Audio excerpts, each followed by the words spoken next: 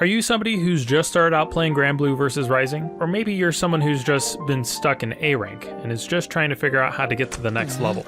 Well, you're in luck. I'm ḥᵒᵘ, and today I'm going to show you my process and share some tips on how I got to S rank in this game in less than a month, as someone who has had no prior experience in Granblue Versus and was a total noob beforehand. Before I start sharing though, as a small disclaimer, I am still learning this game, so this will be more of a beginner to intermediate level guide. If you are someone who considers themselves a higher level player and you think you might have some good points to add, feel free to comment down below what they are. Also, for some of these tips, you might also need to translate some of the things I mention here to whatever your character has, as I've only really had time to learn one character so far, so this is all coming from a Vera player's perspective. With that all out of the way though, let's go ahead and get this video started, starting off with what I needed to get through C and B rank. First off, finding your bread and butter combos is essential for starting off, as the primary goal of the game is to lower your opponent's health bar to 0. At lower levels, this is usually going to be your auto combo into whatever X specials that will link from this. Sometimes after landing said specials, you might be able to follow up with another auto combo afterwards or something else, but this will likely not always be the case.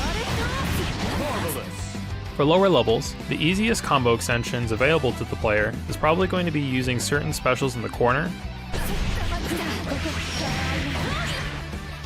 Raging Strike near the corner, and Raging Chain from anywhere on the screen.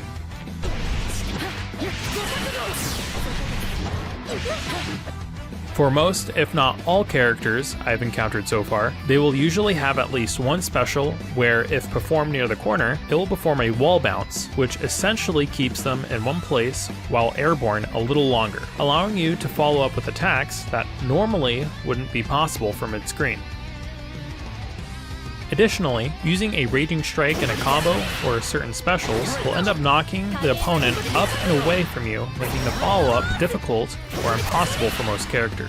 If performed in the corner, however, their horizontal placement stays the same, but they will still be knocked up higher in the air, which allows for more follow-up potential to be had off of these moves.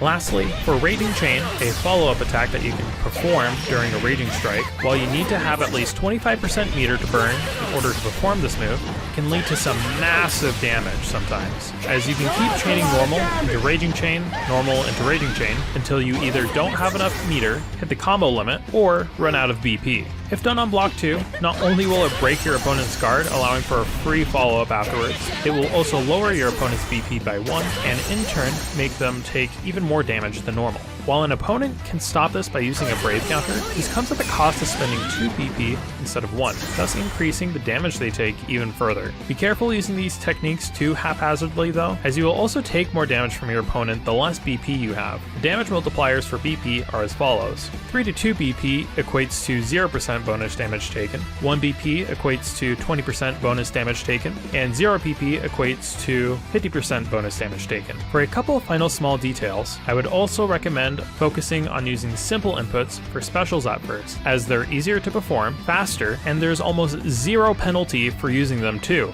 as specials only get a 10% damage buff if performed with a motion input as the first hit of a combo. I would also recommend testing out the range of your character too and learn what their best pokes are in neutral. While it may not always lead to big damage, knowing how to stuff out your opponent's offensive options or poking holes in your opponent's defense is a great way of building up chip damage while keeping them in check at the same time. All of these things are what I needed to learn to not just play and find success in C and B rank, but was also what I needed to eventually make my way to A rank. Moving on to what I needed to get through A rank. Alright, so now you've made it through the beginner leagues, you got the shiny gold A medal, but now when you boot up ranked, you are getting your ass beat every single game. This was my experience when I first got to A rank at least, and I assume for the people watching this video, this may be you as well, or was you at some point. Starting off, I'm sure you'll start noticing that everyone's offense and defense is now way better, so now you'll need to start rebuilding your offensive game and shore up your defenses as well. For me, I know how I would initially open up up my opponents before in the C and B ranks was by doing auto combo on block into Raging Strike, which would break my opponent's guard. This stopped working in A rank, as not only can you spot dodge this on reaction, but the timing of it is also very telegraphed, making this a pretty bad option on block in general. This is where I started learning how to use some of the game's other offensive mechanics to open up my opponent. Low and overhead attacks, low and overhead auto combo finishers, and grabs. When blocking, you're able to either do a standing guard, which blocks high and overhead attacks, or a crouching guard, which blocks high and low attacks. Learning how to properly mix up and apply block string pressure is essential for opening up opponents who like to go on the defensive a lot, as you'll be able to constantly test the reaction time and naturally condition them to create new mix-ups on the go. Here's an example of a block string I would do with Vera on Wake Up. First, before the opponent gets up, I do a heavy down special. Since the opponent will see an attack coming their way, they will naturally want to guard. They will most likely guard low, as any overhead attacks I can throw out here are all reactable, but most of the lows I can perform in this situation are not. So I will opt to go for a jump in heavy attack. If they don't react to my jump in, then I just proceed to start my combo and go from there.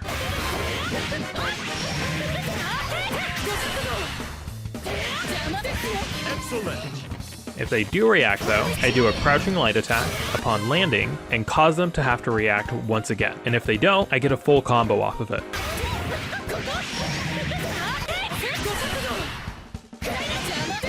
Excellent. If they still react to this and guard it, then there's two mix-ups I'll go for after this. I'll either go for an auto combo and do either an overhead finisher if I see them crouching by the second attack, or go for a low finisher if I see them standing by the second attack. Or, instead of continuing with an auto combo, I'll instead go for a grab. Grabs, while generally considered a kind of weak option overall in this game, is still important for keeping your opponent from just guarding all the time. They do quite a bit of damage, and while they can be broken pretty easily, if they are not broken using the grab command specifically, then they will still take a bit of damage, and they're put back into disadvantage, resetting the situation in your favor. Something to note though is that you cannot perform a grounded grab against an opponent 6 frames after they are put through block stun, 9 frames after wake up, and you also cannot grab an aerial opponent. This also includes their pre-jump. Grabs come out frame 4, however, making them faster than most other options in the game. If you think you'll catch your opponent slacking on a meaty wake up option, or you think they'll try to grab you on wake up instead, you can try and grab and toss them towards the corner and make your opponent have to play in disadvantage instead. Speaking of the corner, since corner pressure is going to be a lot more threatening to play in, it's also going to be really important to learn how to both play in and get out of the corner. As previously stated, since grab is such a fast move, if you think your opponent won't attack or hit you in time on wake up, you can go for this option. Just know that a grab on wake up can be baited with a shimmy, a technique where you slowly walk towards your opponent, then back away on wake up, which can lead to you being punished pretty hard. You can also try jumping out of the corner using a quick normal too, if you think your opponent's gonna grab. Just be aware that this loses to pretty much anything that isn't a grab and or a shimmy. The main ways I'll usually get out of the corner is with either a DP, which has invulnerability on startup, or by using a brave counter. Some characters also have parries, which will function similarly to a DP on wake up, and most characters will also have a skybound art or a super skybound art that will have invincibility along with a hitbox on startup too. However, this will end up costing you 100% meter, so this won't always be an option and can be telegraphed and punished pretty easily if you do it frequently too.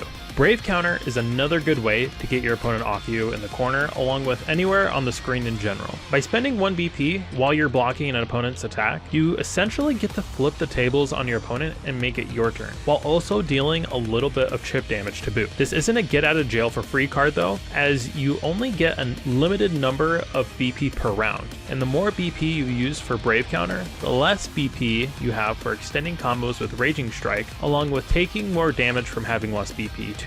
Moving away from the corner now, I'm gonna try and talk about how I approach neutral a bit more. For starters, use this move. A lot. 6XL comes out super fast, has great burst range, and is super safe on block as well. You can still use other moves to mix up your approaches sometimes, and there will be bad times to use it too, but if you are ever in doubt, just 6XL it out. Trust me, it just works.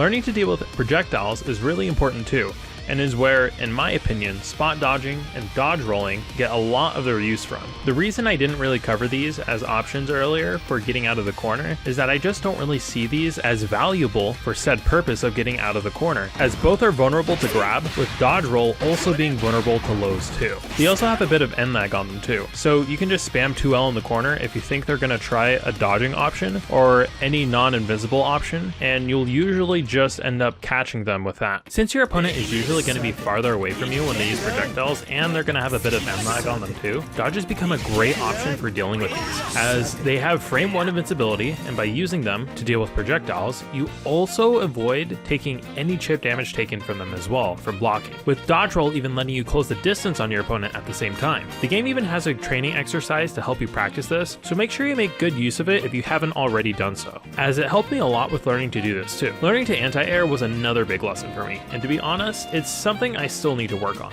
Jumping in on opponents can oftentimes net you some pretty big rewards if they work, but they're also super risky to go for because of this. So make sure you go out of your way to punish these sometimes, as you can literally blow up half an opponent's health bar by just landing one well-placed 2H on their jump in. Even if you just do a small punish, showing that you have some sort of answer for their jump in will make them think twice about doing it again on you haphazardly. Lastly but not least, learn how to capitalize as much as you can off of your interactions. Maximizing the damage you're dealing off of your combos is super important, as it can mean the difference of needing to win 1, 2, or even more neutral interactions to win the round than normal. This is where you gotta put in the work to learn how your character works and know what they can do in every given situation. Either by hitting the lab and practicing combos, or by watching VODs of people who are higher ranked than you, which I highly recommend by the way. Learning and getting comfortable with your character is super important, and if you feel like your character just isn't able to do anything at all compared to other characters in the cast, then that's probably a good sign that you might need to hit the books and learn what your character is truly able to do. I remember for myself at first, I thought that Vera's damage output compared to the rest of the cast was pretty bad, and I felt like I needed to win so many more neutral interactions just to get my wins compared to others. After I hit the lab though, and started learning setups and how to extend my combos, I soon came to realize that her damage output compared to most of the cast is actually pretty decent. But yeah, with that, that's pretty much gonna wrap up this video. Thank you to everyone who stuck around to the end. I hope that this video was informative and is able to help at least some of you watching to level up a bit and get a bit closer, if not achieve that S rank badge too, and maybe even get further beyond that. If you thought the video was cool or helpful at all, it would mean a lot to me if you liked and shared the video. And if you really liked the video, maybe consider subscribing and joining the community Discord as well. I try to base a lot of the content I do around fighting games and other community related stuff as well, so if you ever want to find other people to talk to or play games with, it might make for a good time. I also stream from time to time on Twitch as well, so if you ever want to watch or interact with me live, you can find me there too. Links will all be in the description. Also, huge shoutouts to my friends Patron and µ$KOJAX. Patron helped me with grabbing a bunch of footage for the video, and µ$KOJAX made all these cool images you see to me throughout this video too. She's a super cracked artist by the way, and you should definitely go commission her right now! Once again, thank you all so much for watching. This has been Hero, go play some Granblue, and I'll see you in the next one. Peace!